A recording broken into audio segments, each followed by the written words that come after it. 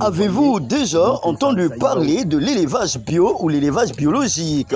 Eh bien, au cours de notre passage sur la côtière au sud de la Côte d'Ivoire, nous avons fait escale dans la belle cité de San Pedro, la ville magnifique de San Pedro, deuxième ville portuaire du pays, ville maritime. Et à San Pedro, nous avons rencontré un éleveur pas comme les autres. Il s'agit bien sûr de Touré. Touré est passionné de l'élevage bio. Touré veut partager son expérience d'Europe avec la jeunesse ivoirienne, avec la Côte d'Ivoire tout court.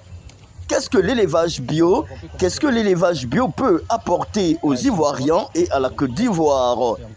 Nous avons rencontré Touré, et bien Touré a partagé avec nous les avantages de l'élevage bio pour la Côte d'Ivoire. Bienvenue dans votre magazine habituel, votre magazine préféré en ligne que vous retrouvez sur YouTube et partout. Bonjour la Côte d'Ivoire avec bien sûr le journaliste Serge Gongomer Doblon. Qu'est-ce que l'élevage bio ou l'élevage biologique? Qu'est-ce que l'élevage biologique peut apporter à la Côte d'Ivoire? Quels sont les avantages de l'élevage bio? Ce système d'élevage que nous appelons élevage bio est une initiative citoyenne ivoirienne à l'effet donc d'accompagner l'État de Côte d'Ivoire dans sa stratégie de lutte contre les changements climatiques.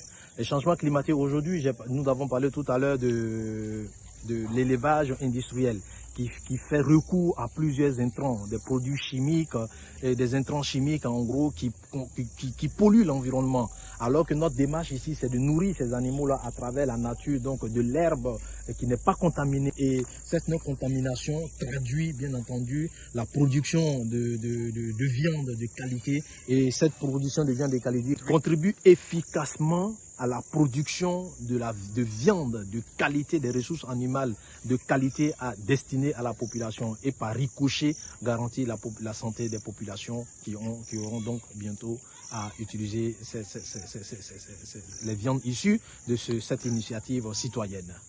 Alors, M. Touré, le projet, vous bénéficiez techniquement de soutien d'experts français, de structures françaises.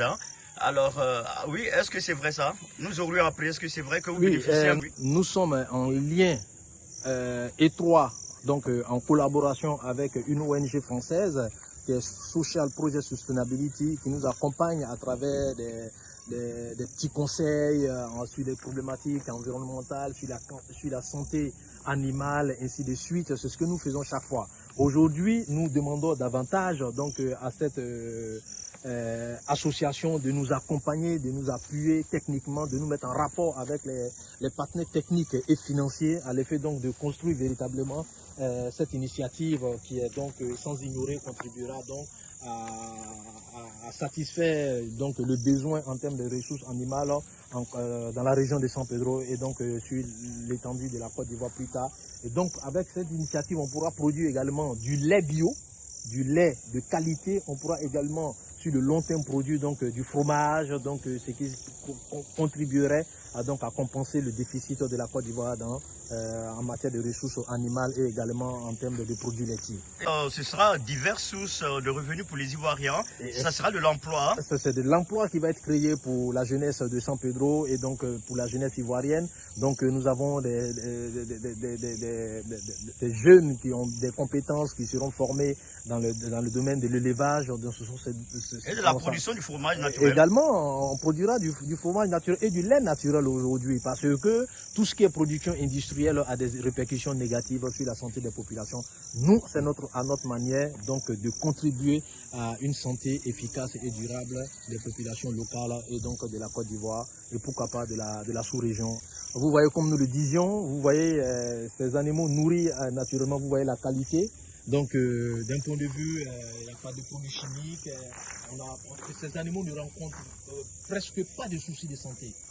Voilà, mais sont suivis quand même par des vétérinaires de façon bimensuelle.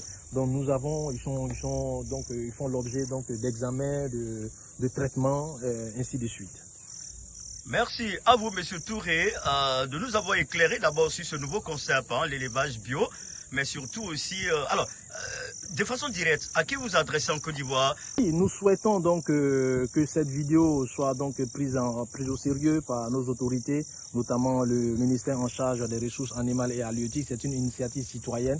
Je pense qu'en soutenant cette initiative, la Côte d'Ivoire traduit de façon efficace sa volonté de parvenir à une autosuffisance en ressources animales, bien entendu, mais de qualité, et donc ressources animales biologiques qui préservent la santé des populations sur toute l'étendue du territoire national. Peut-être vraiment nourri dans les conditions respectueuses de l'environnement. Voilà, c'était là notre focus sur la santé alimentaire, la santé des populations via la consommation de la viande. Vous êtes sur RTV7 Afrique, TV7, TGR, TV1, avec bien sûr le journaliste Serge Congomer Doblon. Notre contact reste le même, 05 46 01 55 05, WhatsApp bien sûr. Découvrez cette semaine la ville de Gagnoa, le département de Gagnoa, les activités des femmes, la fête des mères et aussi la grande fête nationale de l'AOC. AOC, c'est Action ouvrière du Christ, un département de l'église Assemblée de Dieu de Côte d'Ivoire à Gagnoa, du côté du quartier Libreville et du village de Noaguio et les autres villages autour dans le département de Gagnoa. Ici, c'est l'image de la ville de Gagnoa. Vous voyez les taxis jaunes, c'est la ville de Gagnoa au centre-ouest de la Côte d'Ivoire. Vous êtes toujours avec le journaliste Serge Congomer Doblon. Nous rappelons notre contact 05 46 01 55 05 WhatsApp.